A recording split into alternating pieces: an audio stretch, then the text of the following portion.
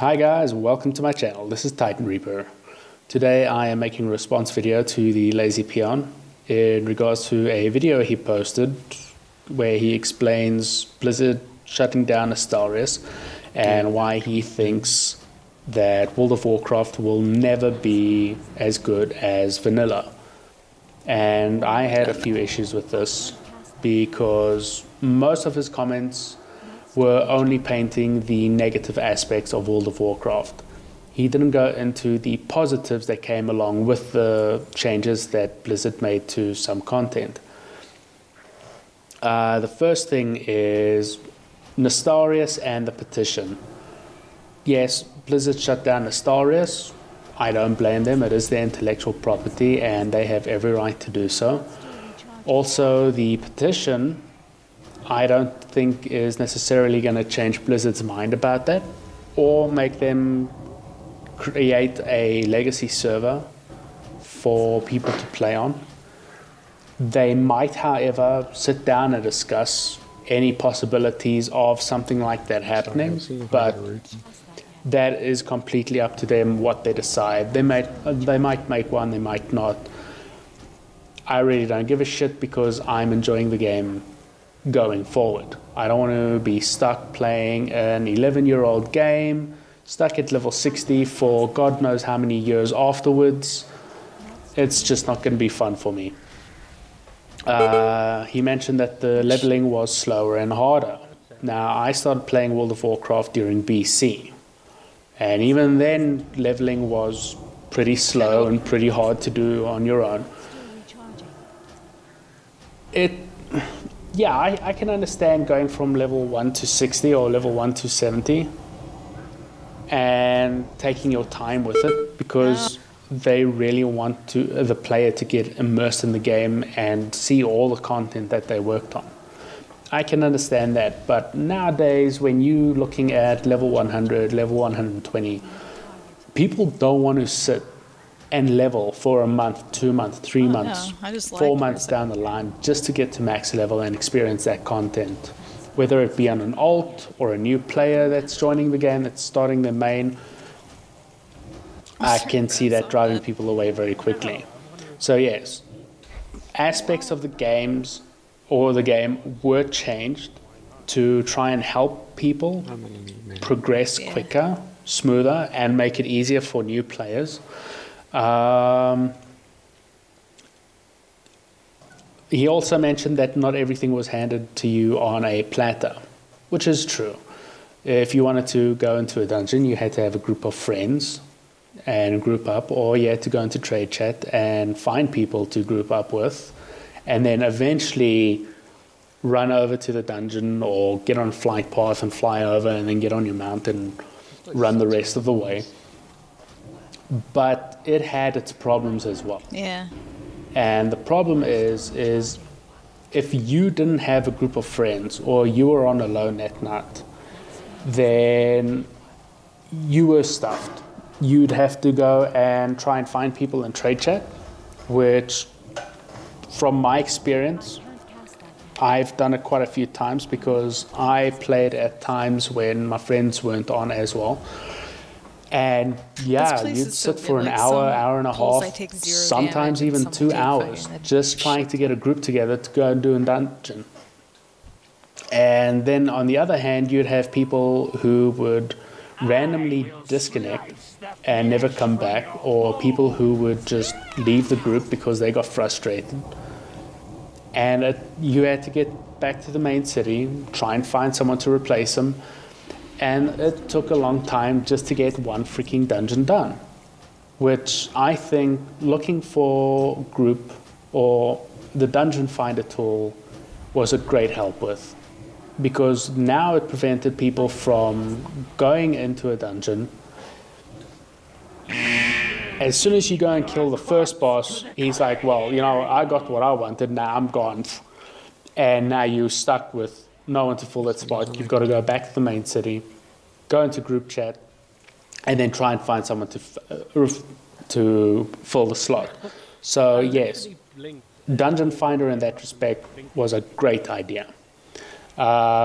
the other change Blizzard made to the Dungeon Finder was any gear that you need on becomes soulbound to prevent people from ninja looting and then going and selling the stuff on the auction house, which was a big problem when Dungeon Finder first came out. He says the multiplayer aspect is literally gone. I tend to disagree somewhat. The multiplayer immersion is not as strong as it was during vanilla and BC. It's still a part of the game, but not as strongly. You still talk to people, in trade chat, you still ask them, geez, you know, where'd you get this gear from? Or, hey, you know, you want to start a group for a raid and we go raiding and stuff. So yes, there's still a multiplayer aspect there. He also says that flying killed the game and PvP, world PvP in it. And I somewhat disagree to an extent, where when Burning Crusade came out, you could only fly in Draenor, in Outland at max level. You had to be level 70 to fly. You couldn't just go get a mount, fly around, and whee. You couldn't fly in Azeroth either. So world PvP in Azeroth was not affected. World PvP in Outland, it was affected to a degree. It wasn't completely phased to the point where, well, you know, I've got a flying mount, I'm just going to fly in, kill this dude, and then fly away. It didn't always happen that way because a lot of people were always concentrated in certain areas.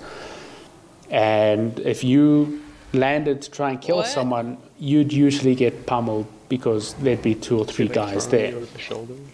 The other thing is flying nowadays. Yeah, he's right in saying Blizzard can't go and completely remove flying because of the flying mounts. They can't do that. He is right, but what they can do is they can limit flying in an area, like they did in Warlords, where later on in the expansion, you can progress to get flying, so that you can still stay on the ground. World PvP won't be affected, and it immerses you in the game. You get to see the lovely scenery that the art department works on, and I really appreciate them for that because they do an amazing job. He called LFR a cancer, where anyone who doesn't know how to play the class can just go in and do the content and go through the game and see everything for themselves. That's a great spot for to shoot. All right. I don't think it's cancerous. And I have a feeling one of the reasons Blizzard implemented it was because not everyone has the chance to raid. Not everyone can sit down for an hour or 2 hours and just constantly play the game. So the LFR tool is kind of handy there because it allows people who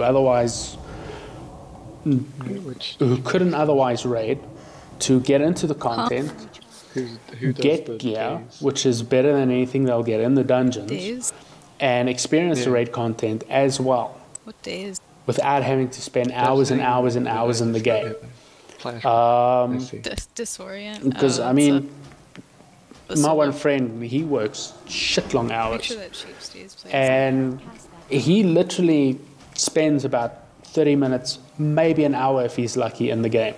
And what he'd do is he'd queue up his tank, get an instant pop, get in, tank the thing, and get out. And then as soon as he gets out, he just clears his bags, fixes what he has to, logs out, and he goes and does his other stuff because work takes priority, and he's also got a girlfriend, he's got other priorities in his life. So yes, the LFR tool is not a cancer.